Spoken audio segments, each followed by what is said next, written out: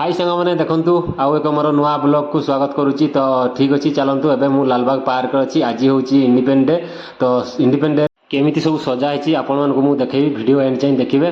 तो ठीक अच्छे चलतु माने आजिकार व्यू टी देख।